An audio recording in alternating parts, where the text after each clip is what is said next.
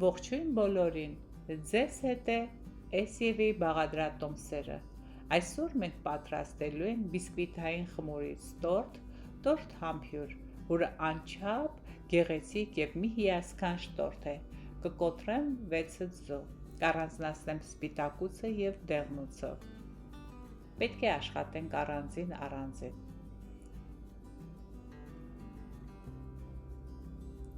Կհարենք սպիտակուցը եւ վրան պետք է ավելացնեմ մի պտղունց աղ։ Սիրելի դիտորդներ, եթե մինչ այս պահը բաժանորդագրված չեք մեր YouTube-յան ալիքին, ապա հիմա ճիշտ ժամանակն է բաժանորդագրվելու համար սեղմեք զանգի կոճակը, իսկ մենք նախապես ձեզնից հայտնում ենք շնորհակալություն մեզ դիտելու եւ աջակցելու համար։ Կավելացնենք շաքարավազը 150 գրամ։ Տվյալ տորթի համար նախատեսված է 300 գրամ շաքարավազ, բայց մենք այն կկիսենք, կբաժանենք երկու հավասար մասերի, մի մասը կօգտագործենք սպիտակուցի վրա, իսկ մյուս մասը դեղնուցի վրա։ Այն մի փոքր ուժգնությամբ հարելուց հետո ստանում ենք մեր ցանկացած բեզեն, եւ ահա այն շատ կարծր,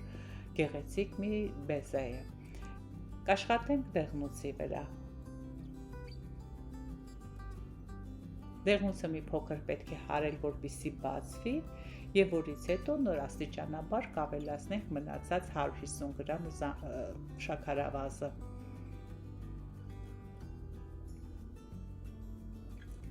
Կավելացնենք նաեւ 100 մլ գաթի սերուսք 40% յուղայնությամբ։ Պետք է զանգվածը խտանա, բարձրանա սպիտակի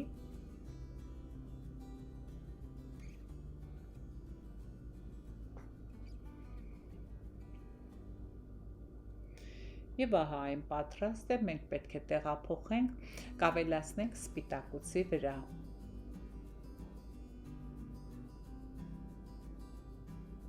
Եվ երկուսը մեկտեղ կհարենք փոքրինչ, որպեսզի հավասարապես զանգվածը բաշխվի, որից հետո կտեղափոխենք սեղանի վրա, կավելացնենք փխրեցուցիչ 1 տուփ, գդալու կես եւ 200 գրամ այլուր։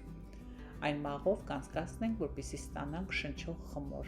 Իսկ մինչ այդ նախապես կմիացնեմ գազօջախը 200 աստիճան Ցելսիուս կամ եթե Ֆարենհայթ է 370 աստիճան Ֆարենհայթ։ Հարիչով եւս 1, 2, 3 հարված կհարենք, ապա կհեռացնենք հարիչը, կբերենք սեղանի վրա բաժակը, գթալով 1-2 անգամ տակից վեր կբարձրացնենք եւ ապա կտեղափոխենք այն տարայի մեջ։ Տարան նախապես ես յուղաթուղթ եմ դրել եւ կողքերը եւ հատակին։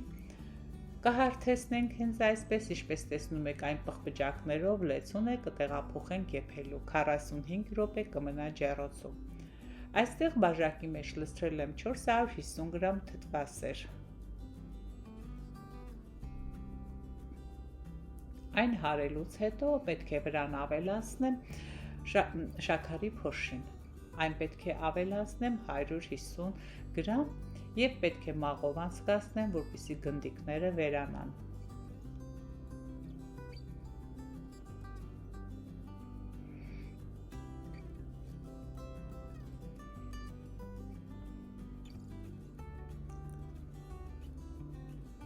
Եվ ահա այսպես այն կհարենք։ Եթե դուք քաղցրի սիրահարեք, կարող եք ավելացնել այն փոքրինչ ավել, օրինակ 200 գրամ։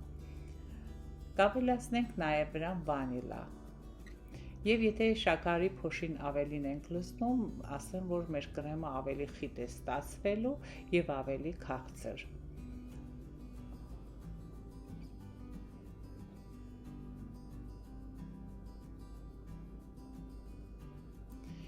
Եվ ահա պատրաստ է կրեմը, այն մենք կտեղափոխենք մեկ այլ տարայի մեջ եւ կթողնենք, որպեսզի կրեմը հանգստանա։ Այն կարող ենք տեղափոխել սառնարան կամ այսպես թողնել սեղանի մի անկյունում, ինչպես կամենանք։ Իսկ մինչ այդ պետք է պատրաստվի մեր բիսկվիթային խմորը։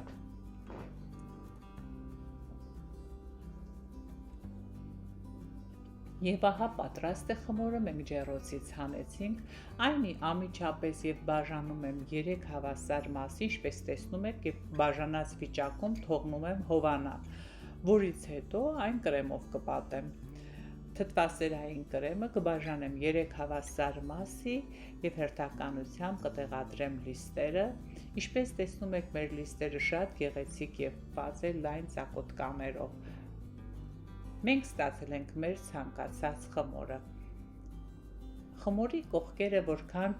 ավելի կարմրոտ լինի, մեր խմորը ավելի ամուր կլինի, մեր տորթի պատերը այն շուտ չի իջնի։ Դրա համար ես թողել եմ փոքր-ինչ այն ավելի կարմիր լինի։ Եվ կհավասարեցնենք, կհարթեցնենք եզրերը, կթողնենք սառնարանում 4-ից 5 ժամ։ Զարդարանքի համար պատրաստում եմ շվեդական կրեմը, կոտրում եմ 5 ձու, վերցնում եմ միայն սպիտակուցը։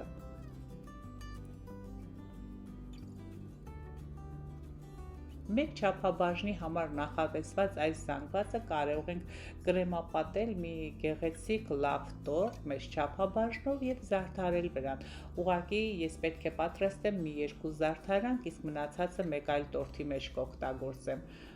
Կավելացնենք այստեղ սպիտակուցի վրա բաժակուկես շաքարավազ։ Եթե դուք օգտվեք այս բաղադրատոմսից, կարող եք պատրաստել ձեր ցանկացած չափաբաժնով։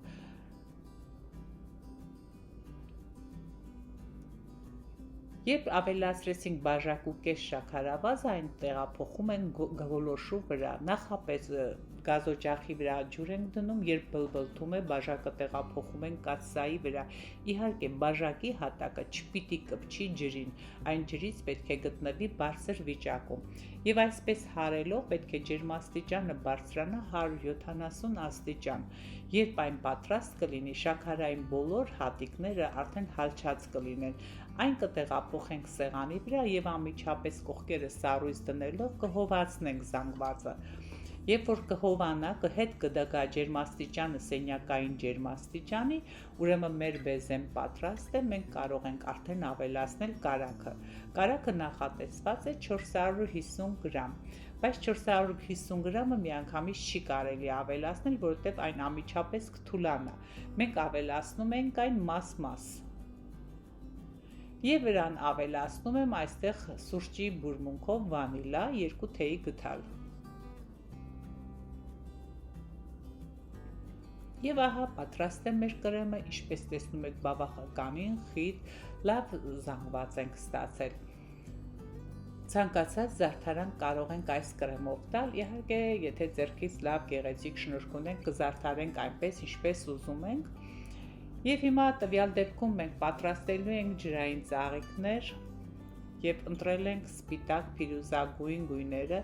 այս տարվա խորհրդանիշը։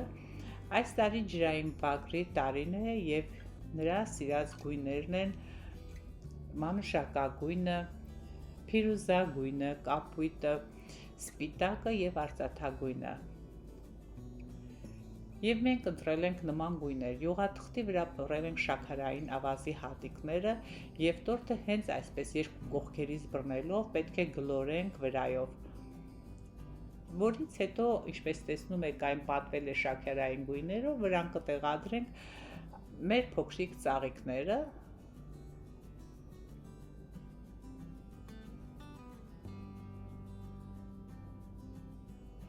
Կարծում եմ այն գեղեցիկ է եւ կարեւորը այն չափից դուրս համով է։ Մենք կկտրենք տորտը, դուք կտեսնեք մեր տորտի ներսի հատվածը, այն կարող եք դուք էլ պատրաստել եւ փորձել, ասեմ, որ այն չափից դուրս համեղ մի տորտ է, հիասքանչ համով, փխրուն, շրթունքների վրա հալչող։ Կարծում եմ անպայման կսիրեք։ Բարի ախորժակ։ Ձեզ հետ էր SEV բաղադրատոմսը։ Կհանդիպենք հաջորդ շաբաթ։ Ցտեսություն։